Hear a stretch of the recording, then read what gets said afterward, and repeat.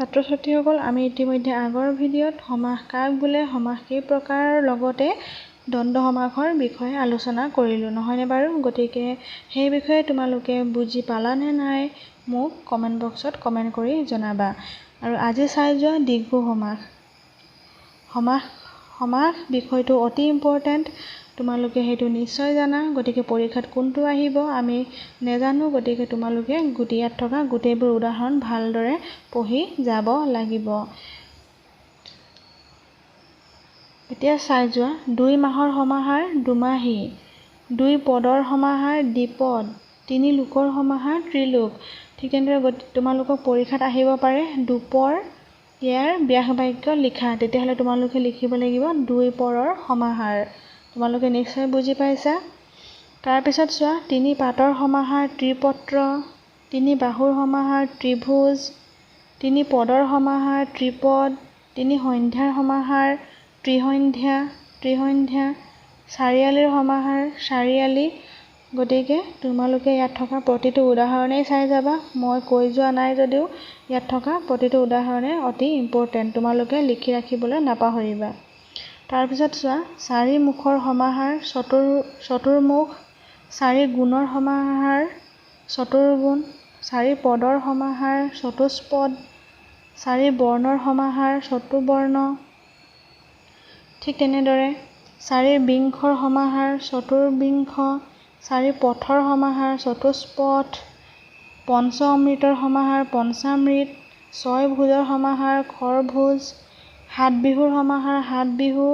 7 হৰিৰ সমাহাৰ সাত হৰি 7 ভনীৰ সমাহাৰ সাত ভনী ঠিক তেনেদৰে 12 মাহৰ সমাহাৰ 12 মাহ গতিকে তোমালোকে এই উদাহৰণবোৰত এটা কথা তোমালোকে দেখিবলৈ পাইছা যে ইয়াত কি হৈছে 4 5 6 7 অষ্ট 9 12 এইবোৰ সংখ্যাবাচক শব্দ তোমালোকে ইয়াত দেখিবলৈ পাইছা নহয়নে বাৰু এতিয়া তোমালোকে নিশ্চয় ধৰিব পাৰিছা দ্বিগু সমাস কাক বোলে দুটা বা ততোধিক সংখ্যাবাচক শব্দৰ লগত অন্য পদৰ সমাস হয় এতিয়া কি তোমালোকে ভালদৰে বহিত লিখি ল'বা আৰু এতিয়া আমি এটা উদাহৰণৰ সহায়ত ভালদৰে বুজি ল'ম পদৰ সমাস হৈ সংখ্যাবাচক শব্দটো আগত বহি সমস্ত পদ গঠন হ'লে তাক দ্বিগু সমাস বুলি কোৱা হয় অৰ্থাৎ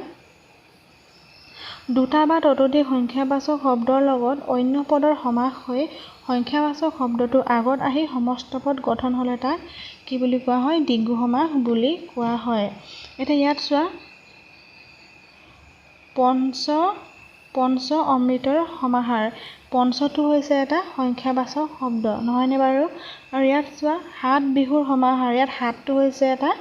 কি সংখ্যাবাচক শব্দ ঠিক তেনেদৰে অষ্ট ধাতুৰ সমাহাৰ এইটো এটা সংখ্যাবাচক শব্দ তোমালোকে নিশ্চয় জানিব পাৰিছা গতিকে সংখ্যাবাচক শব্দৰ লগত অন্য পদৰ সমাস হয় ইয়াত গ্ৰহ ইয়াত ধাতু ইয়াত ভনী ঠিক বিহু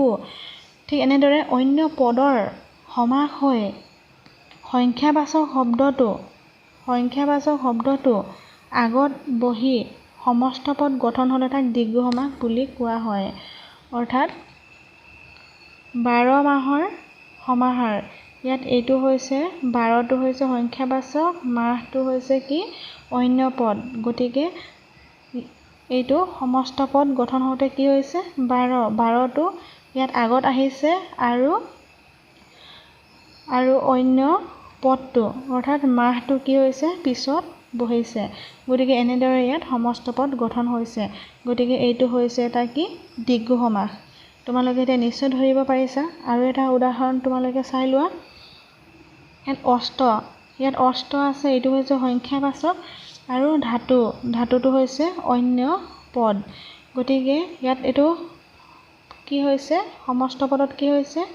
অষ্টটো ইয়াত আগত আহিছে আৰু ধাতুটো পিছত বহিছে অৰ্থাৎ সংখ্যাবাচক শব্দটো আগত বহিছে আৰু অন্য পদটো পিছত লগ লাগি কি হৈছে এটা সমস্ত পদ গঠন হৈছে গতিকে ইয়াকে কি বুলি কোৱা হয় দ্বিগু সমাস বুলি কোৱা হয় এটা তোমালোকে নিশ্চয় ধৰিব পাৰিছা গতিকে তোমালোকে ভিডিঅ'টো চাই বুজি পালা নে নাই মোক কমেন্ট বক্সত কমেন্ট কৰি জনাবা আৰু যদি বুজি পোৱা নাই তেতিয়া হলে মই তোমালোকক বেলেগ এটা ভিডিঅ'ত ভালদৰে বুজাই দিম আৰু যদি মোৰ চেনেলটো সাবস্ক্ৰাইব কৰা নাই তেতিয়া হলে ইয়াৰ পিছৰ ভিডিঅ'বোৰ পাই থাকিবৰ কাৰণে চেনেলটো সাবস্ক্ৰাইব কৰি ওচৰত থকা বেল বটনটো ক্লিক কৰি ৰাখিবা